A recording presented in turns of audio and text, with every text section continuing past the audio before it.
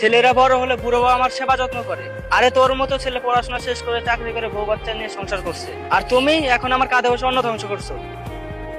অপদার্থ কোথাকার, ভাগ্যিস চাকরিটা ছিল, তাই এখন মাথা উঁচু করে বাঁচতে পারছি, না হলে কবে গিয়ে রাস্তা দাঁড়াইতাম। তুমি জানো মাস আমার কয়বার ডাক্তারখানায় যেতে হয়? হাঁটুর ব্যথায় বেশিক্ষণ দাঁড়িয়ে থাকতে পারি না। সুগার টেস্ট ছাড়িয়ে গেছে, আর কি মরে গেলে মাটিটা অন্তত দিতে এসো। তোমার মতো ছেলে কাছ থেকে আর কি আশা করা যায়?